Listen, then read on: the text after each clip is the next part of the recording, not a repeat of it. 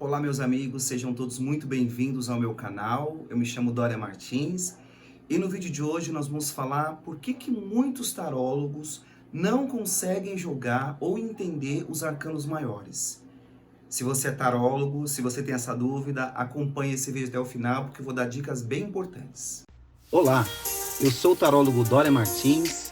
Sejam todos muito bem-vindos ao meu canal, O Tarólogo Me Diz.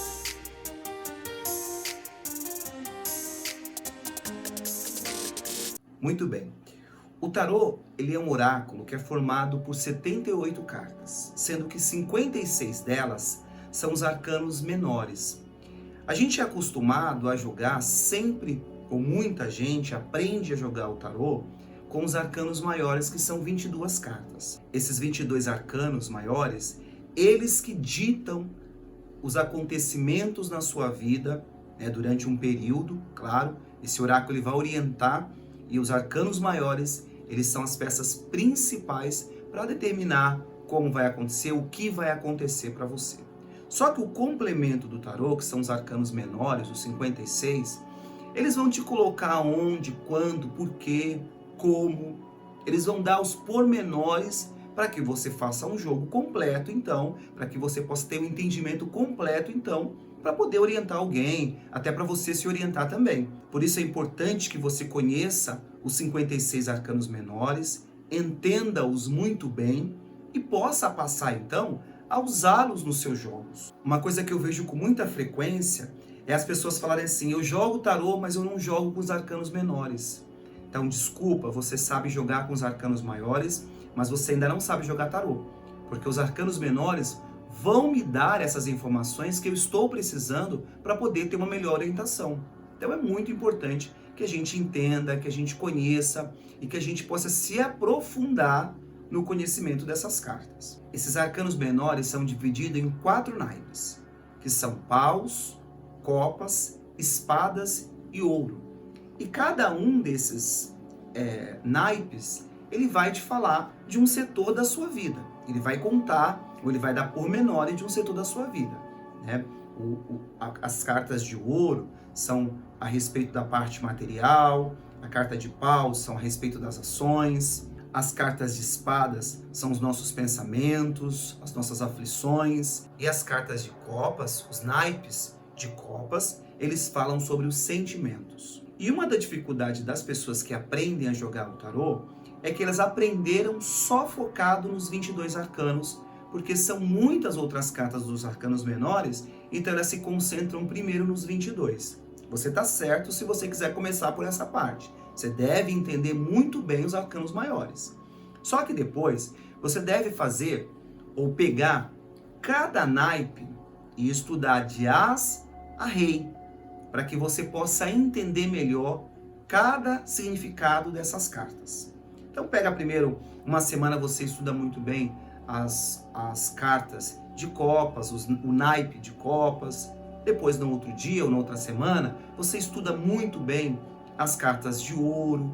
E se você conseguir separar na sua cabeça que cada um desses naipes, em especial, vão falar sobre um assunto da vida, você consegue depois usar esses mesmos naipes para outros assuntos. Olha um exemplo disso. Por exemplo, 2 de ouro fala sobre equilíbrio. Sempre, geralmente, está uma pessoa segurando 2 moedas na mão. Ela fala sobre equilíbrio. Equilíbrio financeiro, equilíbrio de vida, equilíbrio que sua vida vai ficar equilibrada e assim por diante. Você não pode aplicar essa carta, por exemplo, numa parte de relacionamento? Claro que pode. Quando você estiver falando de um relacionamento com a pessoa e a pessoa quer saber, isso vai ser duradouro, esse relacionamento vai dar certo, e essa carta de 2 de ouro sai, claro que você terá um equilíbrio nessa sua vida de relacionamento. Então, as outras cartas, você vai poder e você deve até colocá-las em outros setores, em outras áreas da vida da pessoa, para que ela realmente possa entender, né? E os arcanos menores são justamente feitos para a gente se aplicar, ou para se aplicar nessas outras áreas da vida também. Então, uma dificuldade que as pessoas têm é realmente aprender primeiro só os arcanos maiores, se concentrar, começar a jogar e esquecer os arcanos menores. É o aprendizado que você deve, então, fazer ou se concentrar, né? Para que você possa, na sua cabeça, colocar os 22 e os 56 e depois você fazer um jogo, tá? Primeiro ponto, o aprendizado. O segundo ponto, que você tem dificuldades, talvez, de desenvolver muito bem o entendimento dos arcanos menores, é porque você se atém a regras. Regras de jogo, principalmente. Regras de caída, principalmente. Ah, vamos fazer a cruz celta, vamos fazer a caída tal. E essas caídas tal, muitas vezes não usam, ou eles tiram muitas vezes de alguns livros, os arcanos menores. E a pessoa só se concentra em estudar essas caídas com os arcanos maiores. Um erro que vai prejudicar o seu aprendizado com relação aos arcanos menores e como usá-los depois. A outra dificuldade que algumas pessoas têm é o medo da interpretação. E se eu falar dessa situação e não ser isso, e se eu sugestionar, e se eu colocar esta mesma interpretação em outra situação, ou ainda, a pessoa, como eu coloquei o exemplo ainda agora do equilíbrio, se sai para relacionamentos uma carta de 2 de ouro, então em vez de eu falar a respeito de relacionamento, eu vou estar voltando o assunto de matéria, ou material, ou de dinheiro. E é um erro. A pessoa tem que saber aplicar em todas as áreas, em qualquer área, as cartas dos arcanos menores, mesmo que não seja aquele assunto.